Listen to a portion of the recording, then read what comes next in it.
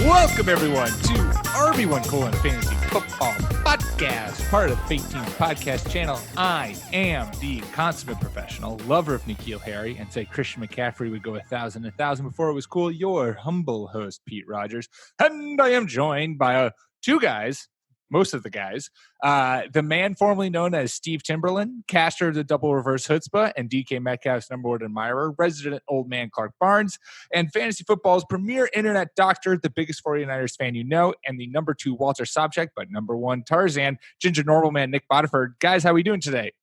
Doing great, Pete. Yeah, really good, man. How are you? I am good. Breaking news of the weekend is that we somehow magically became golf famous. We tweeted out a video, obviously, about our podcast like 1 or 2 weeks ago, talking about how Marcus Mariota should get traded to the Bears, which he should because Mitchell Trubisky looks like hot trash. And then Peter Jacobson, who is a PGA Tour and Champions Pro, is an analyst for NBC Sports and the Golf Channel, retweeted it saying, yes, free Marcus Mariota. So we're golf famous, you guys. We are now a golf podcast, and we will exclusively be talking about fantasy golf to appease our new listener base. That works for me. Golf's fun. That's real? For the listeners at home, Pete is now holding his phone up to the camera to verify that this is indeed a real thing. That's remarkable. So there we go. So quick, your sexiest, most tantalizing bit of golf news. Clark, go.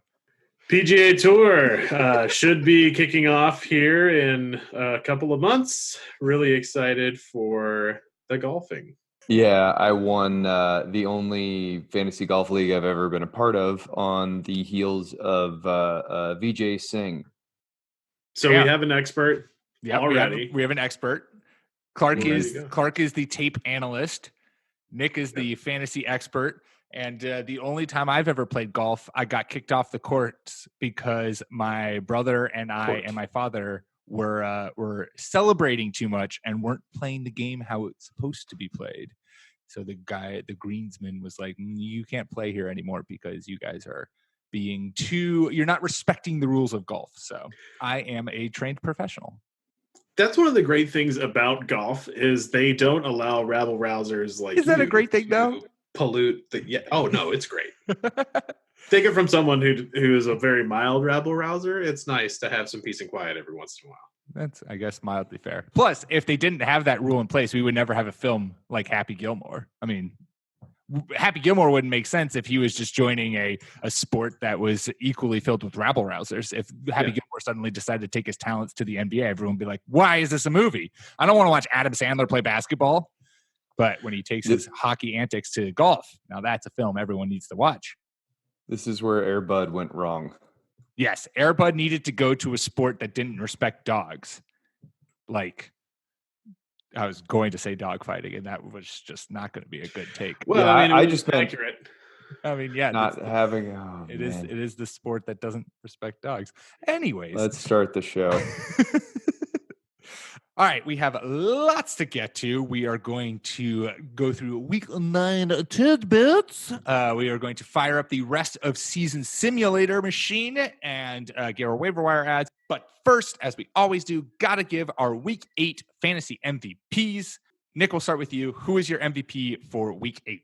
I forgot to do mine, so I'm going to spoil something later on and say that I think Austin Hooper is he's going to continue to be a season-long difference maker, and the fact that he posted a double-digit finish again this week, even though he's playing with a backup quarterback, that's kind of a big deal when a pass catcher can continue to produce at the top 12 of their position. Even with a backup in, that says a lot about him and the breakout that he's had this year. So for me, I'll just roll with Austin Hooper, and foreshadowing, we're going to be talking about him more later on. Ooh, tantalizing.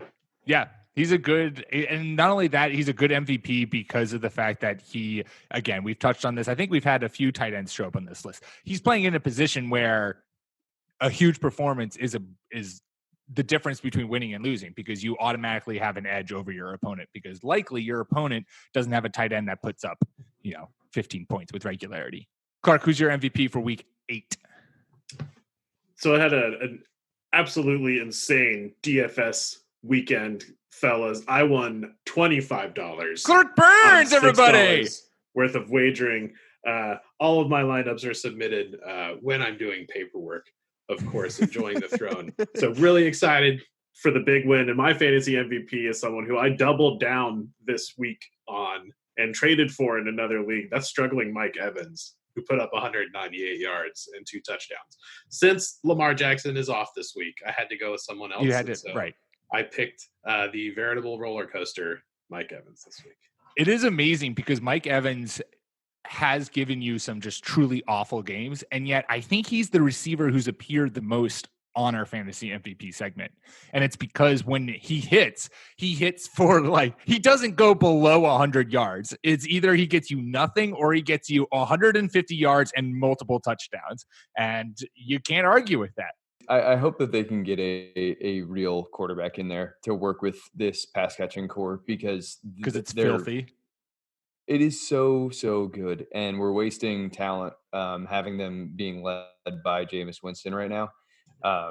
They're so damn good. If you're Tampa, do you think about shooting a, I don't know, 3rd round pick Miami's way this offseason for Josh Rosen? That would be so mean to Josh Rosen. But Josh Rosen's not going to have the starting gig, or he's not going to have a chance in Miami. Miami is specifically tanking for a quarterback. It's not like it's going to be exactly what happened in Arizona. And for Josh Rosen, what better situation to find yourself in than even if Bruce Arians isn't still there, right? You have Byron Leftwich, who's more or less seemingly going to take over. And you now are throwing to Mike Evans, Chris Godwin. If they keep OJ Howard, that's I would give up the first 2 years of my NFL career to go throw to those guys. I don't know. That's actually a pretty phenomenal spot to finally fall into. My only concern is I'm not familiar with the strength of Josh Rosen's arm. Do you guys know what his deep ball ability is like? He's a pure pocket passer. He can chuck it. Okay. So then fuck yeah.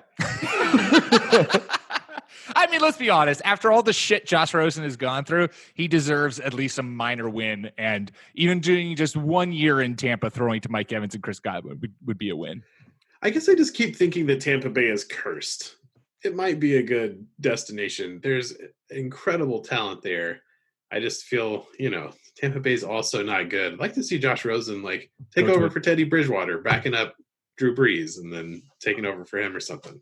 My football knowledge has drastically increased since this point in time, but I was baffled when I'm going the other way, so things out.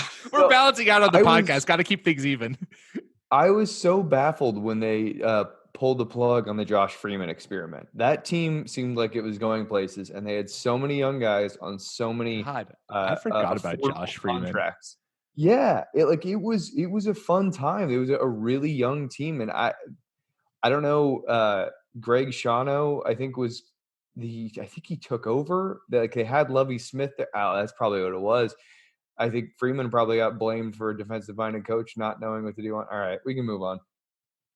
Yeah, I mean, Freeman only had one good season. He had the one season where he threw 25 touchdowns and 6 interceptions, and then followed that immediately up by 16 touchdowns and 22 interceptions, and then 27 touchdowns and 17 interceptions. So I'm not looking at stats right now. I'm just rattling these numbers off the top of my head because that's just how amazing my memory is. Forgot who he was. Remember the numbers. I am looking at the numbers. Don't think I have this kind of memory. My week 8 MVP is who do I have? Oh, Aaron Jones. I mean, he's suddenly now become like a challenger with Christian McCaffrey for the best running back in fantasy, and Dalvin Cook, I guess, too. But he, who needs wide receivers when you have Aaron Jones and Jamal Williams like catching every ball that's thrown their way? So I think he's a lock for, if you had him on your lineups, you definitely won, and he's been winning multiple fantasy matchups for you. Yeah. I'm on board with that one. All right. With that accomplished, let's get on to week 9 of fantasy football tidbits. I have to hold. No one can see this because it's a podcast. It's an audio medium. But in order to do that voice, I have to have pretend like I'm sipping a teacup with my pinky out. It's my pretentious rich person voice. Because I feel like tidbits is a pretentious rich person thing to say. Maybe it's not. That's just my tidbits. This is why you're not accepted on the golf course, Pete. This is why the golf course another is banned symptom me for life. Yes, I fully believe that. Let's start with the thing that actually didn't happen during the weekend, but happened just Monday / today when we're recording this, but Monday when you're listening to this.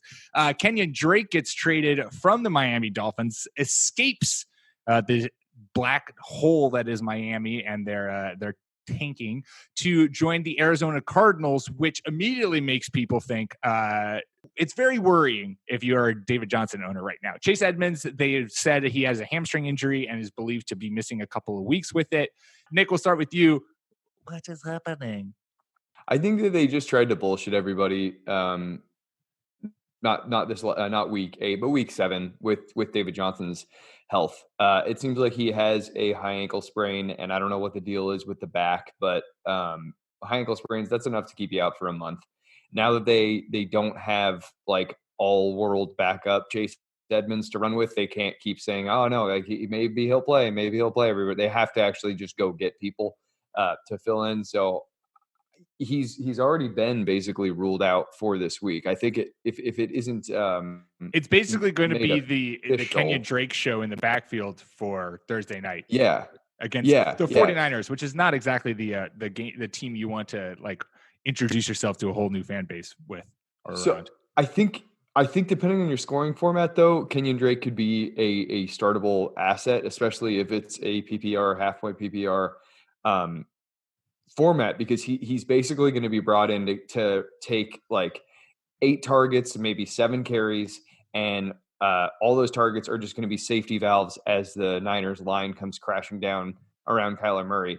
So if he's just racking up points just by catching, 2-yard passes, that will return value. I think it's a great fit. It's almost a shame for Kenyan Drake that David Johnson's even there.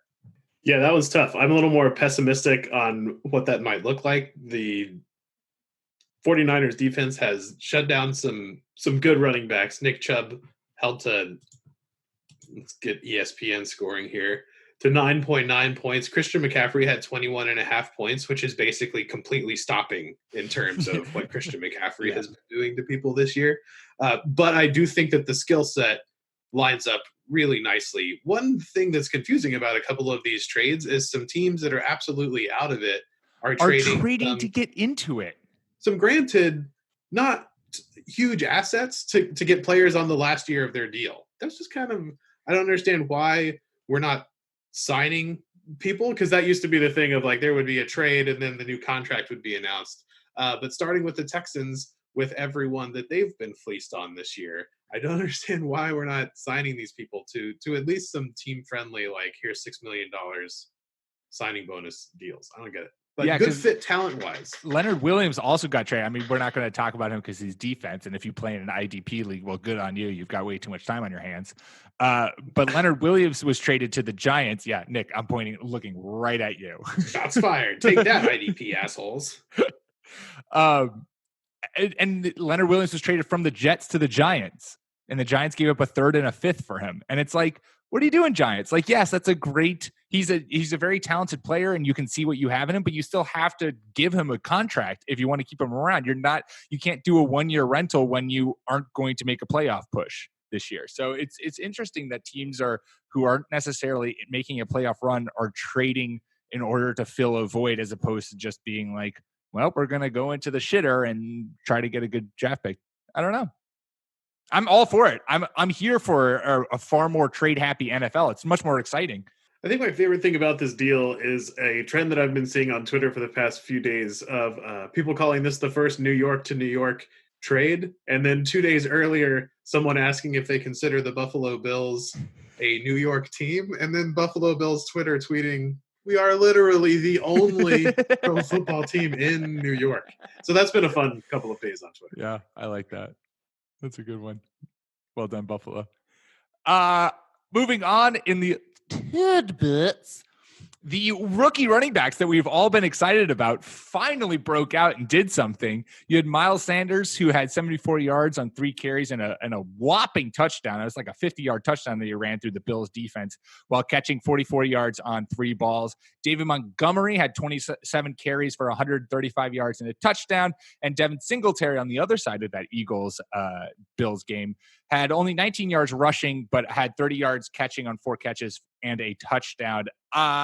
Is there any one of these 3 that we should touch on? I know, Nick, we've basically talked about every single one of these running backs with much admiration and aplomb because we've liked them all. Why don't we start with Nick? Who of those 3 are you most excited about going forward in the rest of the season? This probably won't be a surprise. It's Miles Sanders. He looked phenomenal, and his usage is outstanding. I think on today's Ringer show, Danny Kelly mentioned that he leads the team. He leads the Eagles in receptions of 25 yards or more. He's lining up all over the formation. The dude's a stud, and he's finally, his breakout has kind of been gradual, and I think that people have been ignoring it because he hasn't been finding the end zone, but the yardage has been there. Like, he's been around 100 yards from scrimmage for a few weeks now. The concern is that he hurt his shoulder. However, x-rays came back negative, and the results from the MRI were deemed that he would be, quote, fine. He might miss some practice this week, but he is expected to play this weekend. So, I'm like New I'm York locking him in. Players fine or like actually fine? I mean, Gase. No, good pop culture reference, Clark. Actually fine. Like actually healthy. I'm blanking. The Jets are actually the Jets. The Eagles. Help me out, guys. Who is it they're playing this week? I just had this. I just had it too. They are playing Sanders. So they're playing Chicago, which is interesting because the first thing I might think of is like, oh shit, the Bears defense. The Bears defense sucks. Bears defense not good against the running backs. They're still a terrifying pass rush team, but they're like, I think they're in the top 5. I'll have to check my notes later on, but I think they're in the top 5 most running back friendly defenses in the NFL. So if I've got Sanders or Howard, I'm starting both of them. I was going to say, Nick, I'm sorry, but I think Miles Sanders is going to take a back seat next week because you guys, it's a Jordan Howard revenge game. Yeah, revenge game. That always takes. It's a narrative-based podcast. Yeah, it's a revenge narrative. Clark, which of those 3 running backs are you most excited for going forward now that they've finally shown us something? I'm with Nick here. I think Sanders is the most exciting because I think he's on the best offense. And at the beginning of the year, I said you should bet on Jordan Howard until it's obvious that you shouldn't. And now it is obvious that you shouldn't. No, because you're right. They're right. For 5 or 6 games. And now Miles Sanders has finally kind of gotten the aplomb that all of his backers have said that he deserved. He's broken out. We've decided that the Eagles coaching staff is good, and even they could not stare this truth in the face and not give him more work. I'm excited about the other 2 as well, whose names are escaping me. It's not important. But you just want the back in the best offense, and that's Miles Sanders. Yeah, that's fair. I'm excited personally. I mean, it's partially because I have a lot of shares of him, but also just because I'm hoping that the Bears finally have realized that David Montgomery is good and that they should give him 20-plus carries every game and keep the ball out of Mitchell Trubisky's hands. But who knows if that's actually going to happen or not. But I was just happy to finally see David Montgomery like piece it all together and put together a very strong performance, one that kind of rewarded and gave all of us Montgomery truthers, a leg to stand on. Hey, I in August, I think I was saying he was like a top 12 lock. I mean, no one was more of a truther than Nick. Nobody ever. And so, yeah, he looks good. It was a great workload for him. The unfortunate thing is he now has to go against the buzzsaw that is the Philadelphia Eagles run defense. You can't start him this week. I mean, you could it's a tough matchup. Flex him, but it's not. It's probably going to be real because they don't have to play defense against Mitchell Trubisky. Right. You just load up. Put 11 in the box and say, Mitch, where are you? All right, let's move on in tidbits. The Lions backfield that everyone thought for sure was going to be Ty Johnson's to run away with against a terrible Giants run defense did not happen. That did not come true, as Trey Carson, the former Packers practice squad back, got the bulk of the workload. Clark, are you wanting to pay any attention to the Detroit's backfield and try to figure it out? Or you're just like, all right, well, that was my one chance. Ty Johnson's not the clear guy. I'm out. I think that I'll price enforce again, but I'm going to love the drain that the Detroit backfield is putting on everybody else's fab. So I'll just leave it at that. I haven't had time to watch the game yet. I just looked at some stats and realized things did not go as some folks had thought it might, and that was a good guess, right? I mean, this guy's going to be the starter. He went in there to when Carry-On got hurt, so it made perfect sense, but it didn't work out that way.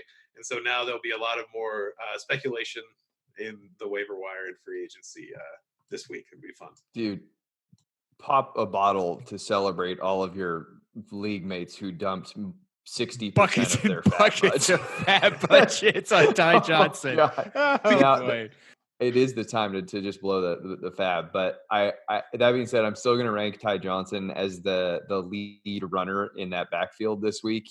I've got him as an RB3 because he won the snap count battle with the other backs. So it's one of those it seems like that was the intended usage was to get him out there, but then they just ran Carson anyway. I don't know. My hopes for him though have plummeted from 20 touch running back to right. They're like, I don't know if you want to play that guy. Oh, maybe he's going to get 10 touches a game, and that is not exciting. Yeah. And this is with 4 teams on bye, you guys. He can't get into the RB2s with 4 teams on bye. Sorry, Clark, go for it, man. No, it's all right.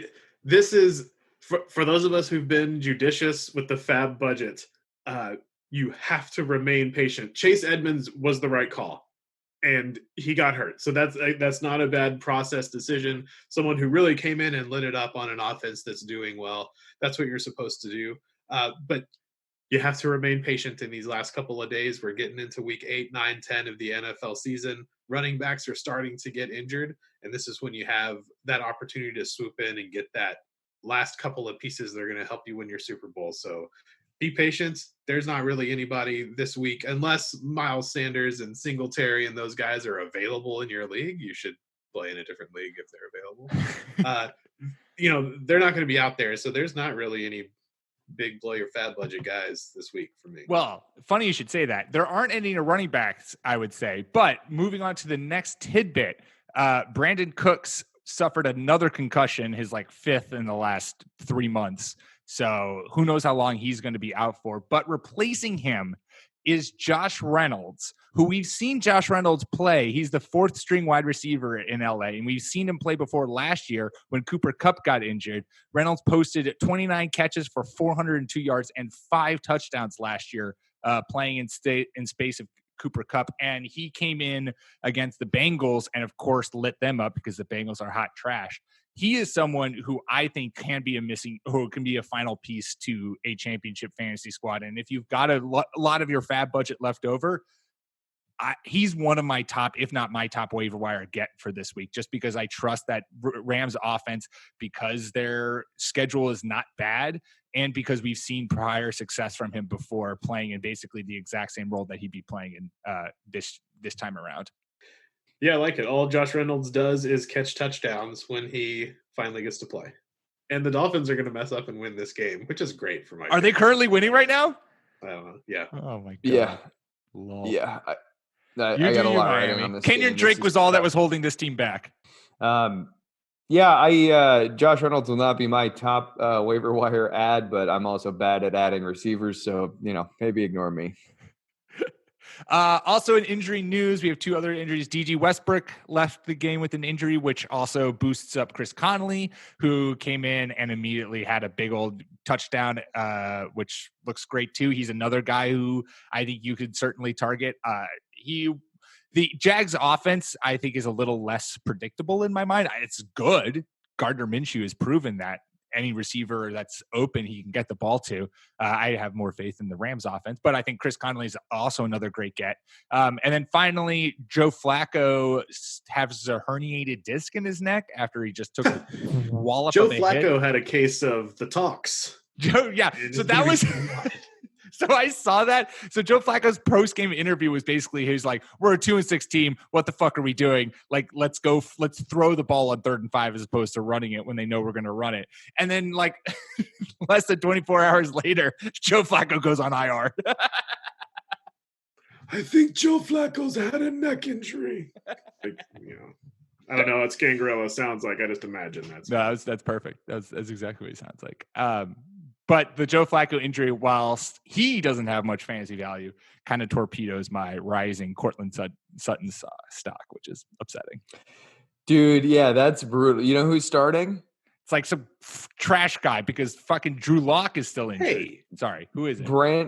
Brandon Allen, and he hasn't quite played a regular season snap, even though this is his 4th year in the league. Cool, good. That's good work. Do it. And he's, I think, dead last in the rankings this week. That's a win. Courtland Sutton's going to rise above. It's going to be rough. In situations like this, this is what happens when you say things that are stupid, like Joe Flacco's the worst quarterback ever. It's like, guys, no, guys. I mean, I'm not saying he's great, but right. But there are many people that are worse than him, and you do not want them. Brandon. Meet Mitchell Trubisky. Jesus. Hey, maybe Brandon's good. I don't like just calling people trash unless they are trash. Like Brandon, I apologize. I apologize. I didn't call him trash. I called him trash, and I apologize for calling him trash. I'm talking Pete again. This is why you're a top golf person. I know. And not a real golf person. This is why I get kicked off the course. Don't bring him to a golf. Mini golf is my future and my life because there shit talking is encouraged. It's the only place where I thrive. Awesome. Well, there you go. Those were Week 9 Fantasy Football Tidbits. All right. While we get the rest of Season Simulator up and running and dust brushed off and pulled out of the closet and fully operational, we are going to take a quick ad break.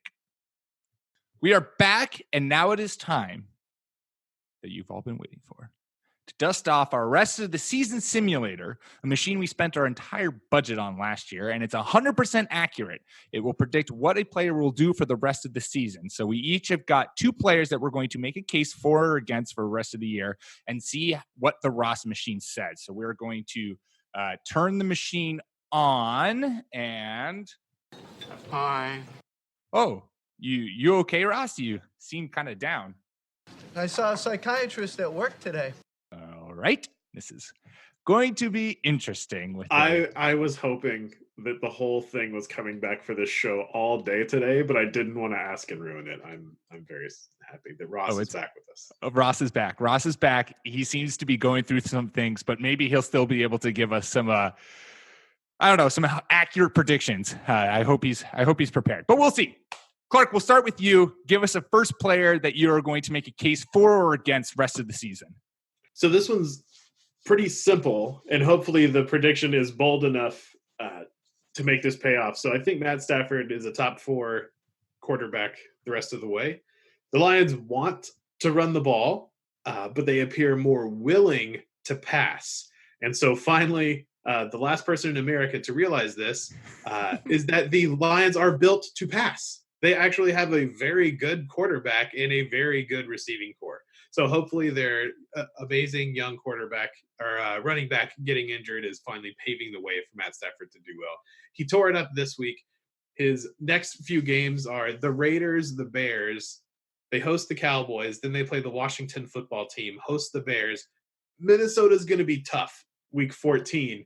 But then to finish off the fantasy playoffs, they host the Buccaneers and go on the road to face the Broncos. So I like Matt Stafford the rest of the way. The bye week is out of the way. You probably picked him up to replace Dak Prescott. Maybe. I'm just speaking like maybe from personal experience. And I'm just going to ride him for the rest of the year. What do y'all think? Yeah, I'm a huge Matt Stafford fan. He's long been one of my favorite sleeping because he takes a lot of naps. Sleeper quarterbacks and drafts that you can get him basically in like the final 2 or 3 rounds of any draft, and he routinely was producing as a top 6 fantasy quarterback. It's only been this year that he's kind of had hiccups along the way, and those hiccups along the way have only been because of play calling. It hasn't been because he's been bad or has played worse. And we've seen that as soon as they've stopped relying on the run or wanting to emphasize the run, Matt Stafford comes out and just casually starts chucking for 300 plus yards and multiple touchdowns like it's no thing. So I totally buy this, and I am fully invested in him. I'm only gonna do this once, you guys. Imagine if they had not friggin' traded away Golden Tate and they had that complete receiving core here. So I fully endorse the Stafford support. I think he's QB6 for me this week. They have indeed figured out that throwing very deep, very early and often is a good thing to do. They're using smart, I don't know, smart play calling. Maybe he finally talked to the analytics department, but this is a different team than what opened the season. I'm very on board, and I just wish that they had not been like, well, let's just get rid of one of our better receivers. Like, yeah, if they had did you see three receiver set? Yeah, did you see after the game too? After the Giants game, there was like a bunch of pictures that came out of Golden Tate like taking photos with teammates and teammates' families and like fans, and you're just like, oh God, Golden Tate clearly wants to be in Detroit. I wish that he had not allegedly slept with Russell Wilson's wife so he could be in Seattle still. That would have been. With Rihanna? Nope. So he was married to somebody else when he first came here, and then they divorced. And the rumors, I reported this. I put this in one of our articles. I talked to an employee from the VMAC who was like, yeah, that was the talk of the town during that point in time, because I asked them, like, did that actually happen? They were like, no one was really questioning it. Damn. Russell Wilson drama brought to you by the RB1 podcast. Probably not getting him on the show. Matt Stafford, top 4 quarterback. We're going to type. Let me make some real scientific machine noises. Beep, boop, beep, boop, bap, bap. Type that into the Ross machine, and we'll see what Ross generates. Love. Love, love. L is for life. And what is life without love? He seems to approve, but also is getting Ross. You seem to have some issues going on. He seems to be very philosophical right now, which is not a bad thing, but maybe let's just give ourselves some concise answers here from now on. Nick, who's a player that you are making a pitch for or against for the rest of the year? So we'll finish things off here with what we were talking about earlier. Austin Hooper, man. So this dude going into week 8 was the tight end 1 across all formats, which I don't think anybody expected. He rounded out my like usable tight end tier as sort of the final tight end tier during draft season. Boy, has he paid off. This week, he caught 6 of 7 balls for 65 yards and a score. If that doesn't keep him in the top 3 or with Matty Schaub at quarterback. Exactly. Let the record show. Matt Schaub. Yeah. If that keep him in, in the top 1 or 2, I don't know what will. So I expect him to retain his overall tight end 1 position on the year after week 8 has concluded. I'm not expecting Mason Rudolph here, who's just been running into the Dolphins pass rush so far. Oh my God, the Dolphins are going to win this game. Yeah. But anyway, for my rest of season rankings, which thank you, Bobby Duquesnoy. Yes, we can do a rest of season ranking. So I'm through around the top 60 right now. Hopefully we'll get this out tomorrow, if not sooner. But for the rest of the year, Austin Hooper, as of now, is my player number 35, and he's my tight end 2 behind Travis Kelce. Yeah, he's been a monster and has seen consistent targets, consistent workload. And the thing is, I think the biggest, I wouldn't call it so much as like a out of the blue, complete shocker surprise that he is ascended to the level that he's at. We've seen flashes of this before in seasons past where he's put together like a couple really big games. It's just the fact that in the Falcons offense, he hadn't seen the regular workload to the point where he was a reliable tight end 1. And now he's seeing that workload, and we're seeing what we have seen glimpses of in seasons prior, all coalescing into like a consistently performing tight end. And so I think it's fantastic. So you're saying he's the number 1 the rest of the way, or retains his number 1 position? I've got him if we were drafting today, he would be my tight end 2 behind Kelce. I believe that Austin Hooper is the definition of a man taking advantage of his situation. And there's a lot, like, that sounds disparaging, and I don't mean it that way. He's just not an incredibly athletic tight end, but that doesn't matter because he's getting the ball and he's a featured part of a really good offense.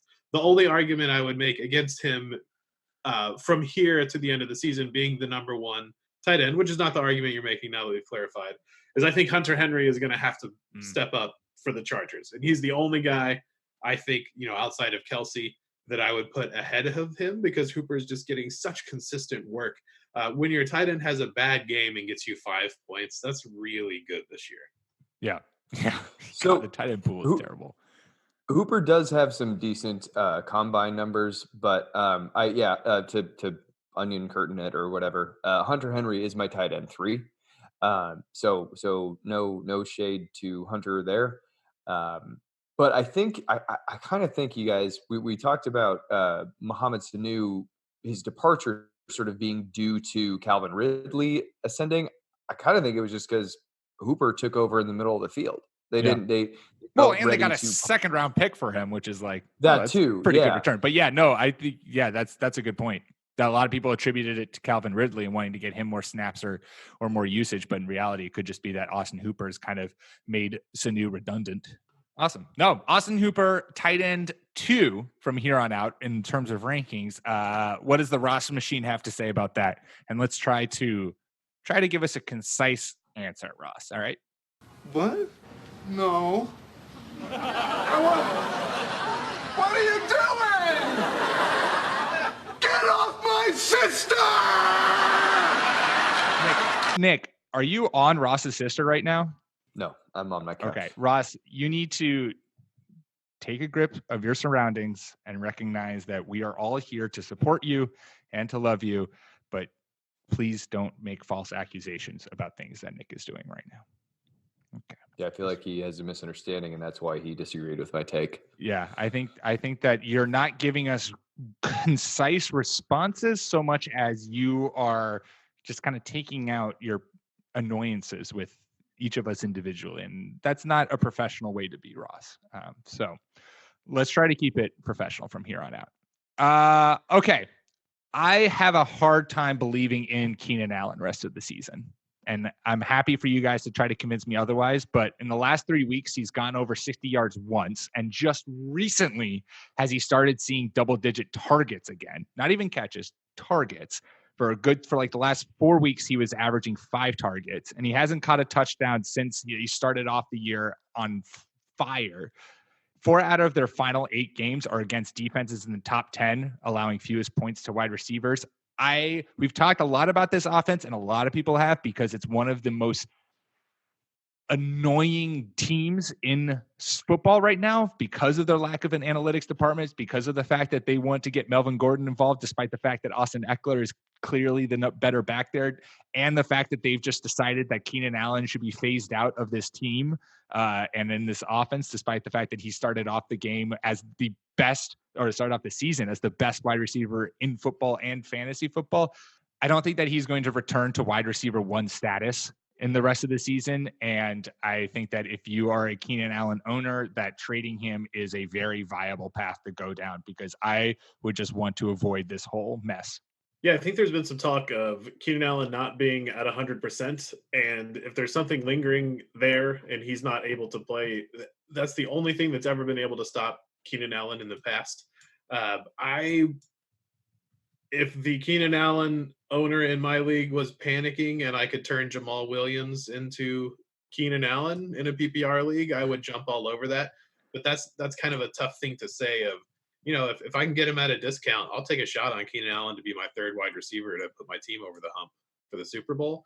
But yeah, he's been struggling, and betting on the Chargers to figure it out is always a dicey. It's just not what I want to do with my fantasy season on the line. Yeah, so he's got a hamstring pull that he's fighting through, which is, it's like as bad as it gets outside of just something that takes you off the field completely. He hauled in 7 catches last week and only put up 54 yards, which it kind of shows that, if this is like a full point PPR league, then he can get you by on that. Right. But it's ever since Melvin Gordon walked back through the door, they went, now we can establish the run. Terrible. And it's just It's like anti-vaxxers. It's just people who are like, no, we refuse science. We will not look at new things. Someone told me it's this way. I know my neighbor's sick because he got cursed, not because of germs. And sorry to the anti-vaxxer listener that maybe we have, but like, We just lost him. You just lost. That's okay. Yeah, I just lost him. All right, It's we've lost our 10s. Now we're just 10. It's just a bummer. I wish he was playing elsewhere, but I would echo Clark's sentiment that if you can turn a flex player into Keenan Allen, go do that. But if also, to Pete's point, if you can sell him as a wide receiver 1, go do that too. So Pete, I'm just curious, what is the type of running back that you would give up for? Like, would you take Carlos Hyde for Keenan Allen? Would you take if I was the Keenan Allen owner and looking to trade him, and you needed some help at running back? I mean, I thought the Jamal Williams wasn't a bad one because I think Jamal Williams has shown that he is integral to that Packers offense, and that Packers offense seemingly can feature 2 running backs. Now, obviously, that might change with Devontae Adams returning if he ever returns. But I think Williams is someone who's riding a high that is not just like last 2 games and will crash. I think he's got another couple of games where he's going to do solid production. If I were a Keenan Allen owner, this is also just more a commentary of me personally of how I am as a fantasy owner. My first 2 picks, and I think I've probably said this before on this podcast, those first 2 picks are guys who I want to be able to just like plug, play, not worry about.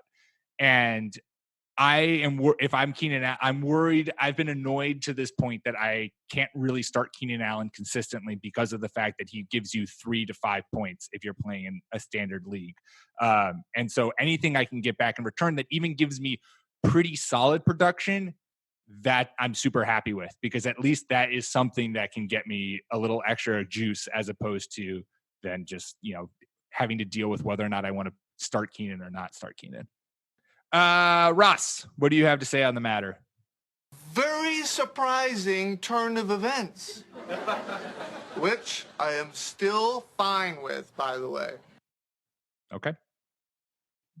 I guess 90s writing was so bad. Hey, Friends was bad. All right. I don't know what Seinfeld is in the 90s too. Let's not group these things together. I don't know what either of you are talking about. This isn't 90s writing. This is the rest of season simulator robot that I have sitting right next to me that's just saying these things. Sorry. Nick, was Friends before your time? Or was that Friends was occurring while I was a child and a young teen, and I would sometimes end up watching it, but for whatever reason, I have always had an internal reaction to laugh tracks. Laugh tracks are hard. Disgust. It's very, especially with TV taking such a strong stance away from it or moving very strongly away from it. It's very hard to like go back and watch old shows and be like, oh God, this laugh track is really painful. There are news segments and news folks who are destroying American lives by misinformation that I loathe. But The Big Bang Theory, when it is on, I am never more angry than when I turn on the television and that show is accidentally on and they're fucking laugh tracking at me. It makes me so mad. I want to punch holes through the wall. I hate it. Boundaries established. When we have our bigteam.com football match, we just know that we need to pump in the laugh track and get Nick pumped. Nick will be ready to fight whomever. Yeah. All we have to do is just play the laugh track from Big Bang Theory ahead of time. He's ready. This is how we're going to get Nick in a blind fury to win a death match against, I don't know, some other website. When we take on Roto World or perfect. Or someone, yes. It's going to be This is how Nick is going to reign internet supreme. He's going to challenge Evan Silva to a fight, and we're going to just make him listen to. I would never fight Mr. Silva. Yeah. Sorry, lose. Nick. Even listening to the Big Bang laugh track and turning you into a blind rage monster. I don't know if you'd win that. Let me get like Josh Norris. I could take Josh Norris. There you go. Setting your sights a little bit lower. Clark, who's the second player you're going to talk about and propose to the Ross machine? So I'm also going to go with an avoid, and this one's tough because you probably spent a lot of draft capital on him, and that's Zach Ertz. The only hope for Ertz to turn it around is that Deshaun Jackson really is the missing piece. And once he comes back, he's going to open everything up and it's going to go back to the golden days of yesteryear. But when Deshaun Jackson was playing earlier this year, Zach Ertz was still struggling to produce like he has in the past. So I wouldn't, drop Zach Ertz, but I'm calling him that he's going to stay where he is about now in the tight end ranks. And for the rest of the year, he's an 8, 9, 10 tight end. And so if you've picked up someone that I've been telling you to pick up for the past 3 weeks, or if you got lucky and have Austin Hooper or something, and you can package Zach Ertz and get something based on his name, it's just not the same this year. Yeah. Time to walk away. I totally 100% endorse this pick. I talked about Zach Ertz. He was one of my top 5 plays last week against the Bills defense that has had a long history of being phenomenal against shutting down tight ends. He did nothing last week. The targets have been there to a certain extent, but he just hasn't been able to produce on them. And so if I were a Zach Ertz owner, I would 100% be worried, be panicking. And I agree with you, Clark. They shouldn't expect a turnaround anytime soon. The only thing that I want to add to this is, one, you should probably handcuff him with Dallas Goedert, but actual one. Deshaun Jackson is returning to practice this week. He is an element to the offense that has been missing since week 2. If he returns this week and suddenly defenses actually have to account for something, a player that's further than 10 yards from the line of scrimmage, that could drastically change the offense and the offensive production for everyone involved. So I agree. We need to lower our expectations for Zach Ertz, but I think it is possible that sort of the whole offense can take a step forward if Deshaun Jackson is able to practice in full this week and come back and do his thing and take the top off. Totally. Yeah. But I agree that even with that, it's more likely than not, in my mind at least, that he's not going to return to that top 3 status. And we talked about that we were talking about that during back the offseason when we were doing tight end week on fake teams. We were talking about, of those 3 guys, Ertz, Kittle, and Kelsey, that Ertz was easily the one we were least confident in and was most likely to fall out of that top 3. And that has happened. Hoogly doogly. We have to ask the Ross machine what they think of this, and hopefully we get a concise answer, because he's a little off the rails right now. I haven't had sex in a very long time. All right, Ross machine. Let's stick to football here. I think you need to take a little break and just compose yourself. We're being recorded here. We're live. Nicholas, second player that you are talking about for the rest of the season that you would like to propose to this, I don't know what you can describe this machine now as, sex-deprived, having an ego crisis, Ross machine. You threw me with that one. Okay, so next player up, Aaron Jones. We've talked a lot about him on this podcast the last week, 2 weeks. What we've seen is that although Jamal Williams is also producing in the box score, there have been on-field reasons for it happening. So 2 weeks ago, it was Jones getting benched because of the dropped pass and the fumble. They went right back to him last week, though, and he finished, I believe, as the overall RB1. We'll see how this game wraps up. Jones, that is. On top of that, he also had a touchdown called back from stepping out at the 1 yard line. That he was trying to tiptoe the sideline and ended up accidentally stepping out.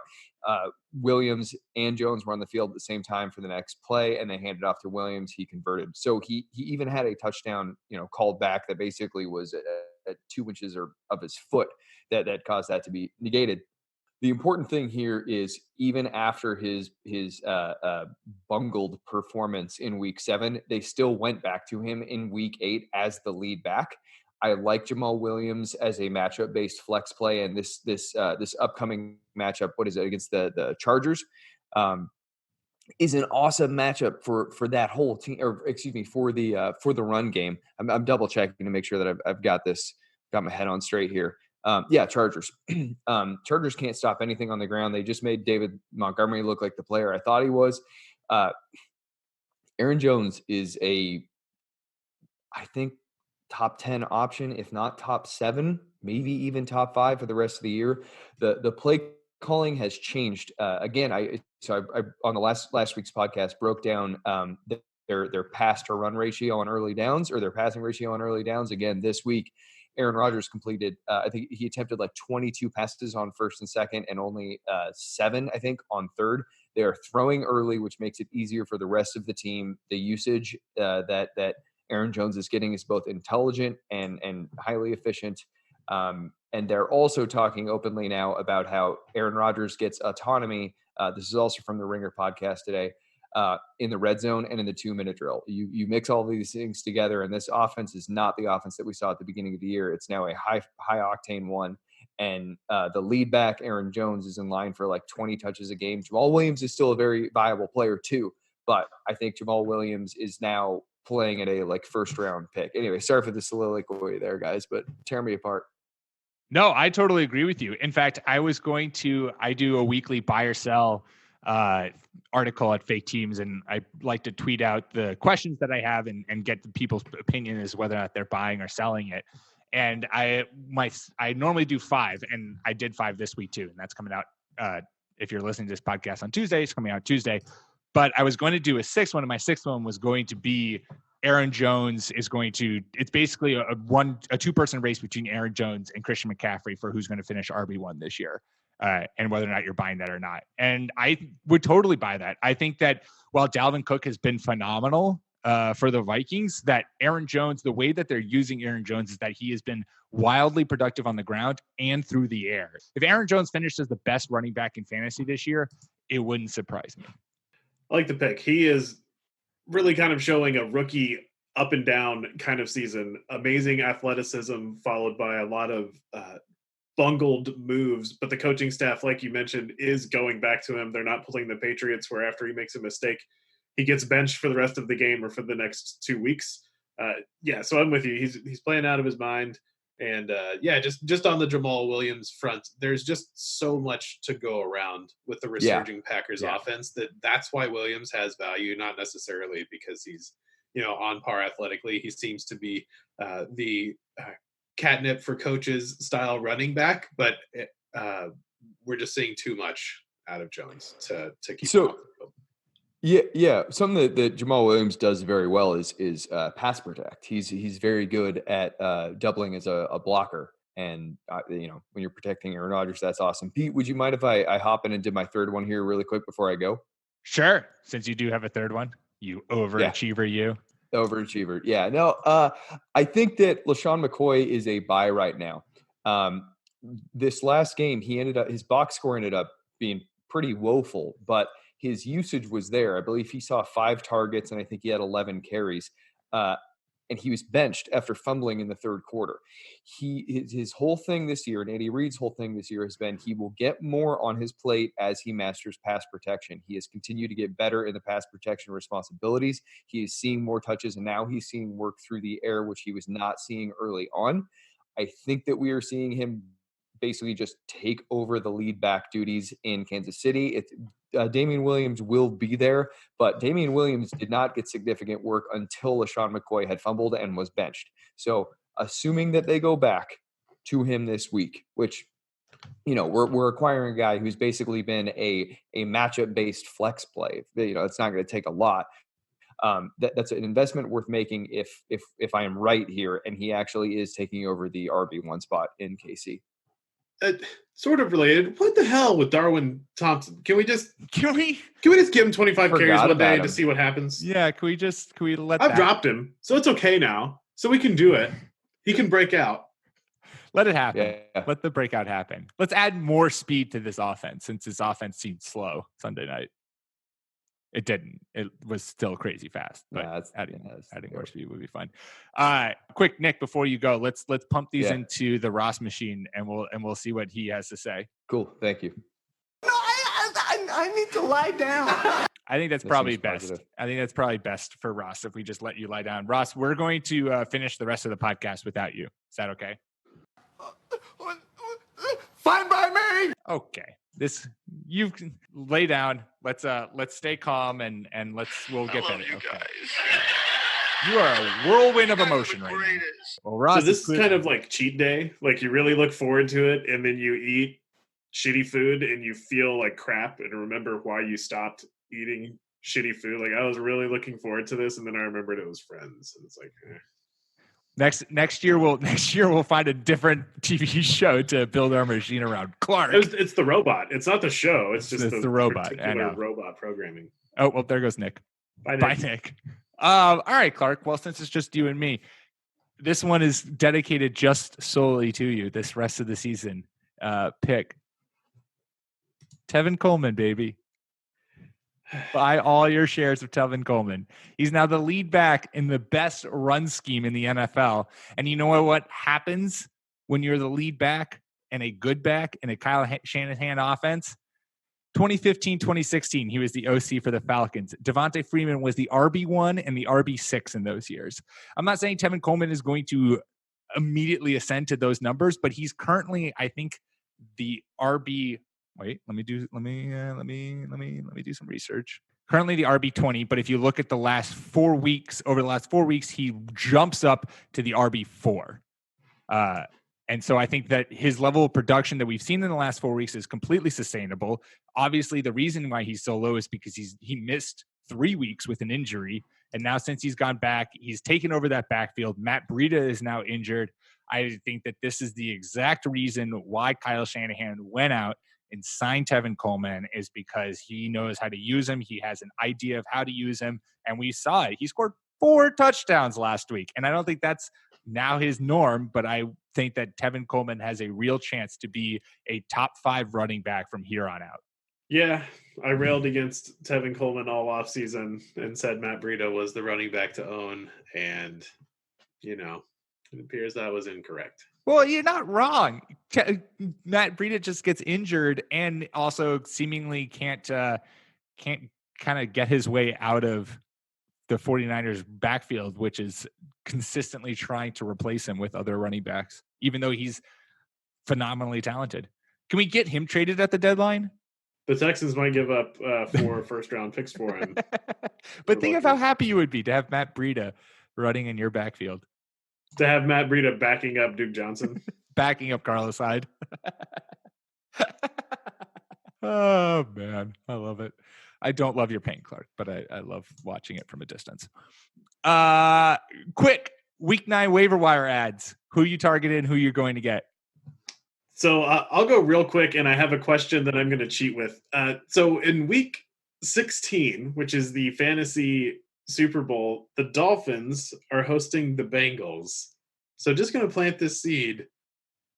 Would you bet your Super Bowl on Andy Dalton if you've been streaming? Because despite what we're seeing right now and during Monday Night Football, Miami is not good. Then that's fun. I like that question. Either Gardner Minshew or Nick Foles will be facing the Falcons. Oh, so be still my beating heart. Yeah, I just like to look into this. And along those same lines, it may be a little early for this, but Daniel Jones had a good game this last week.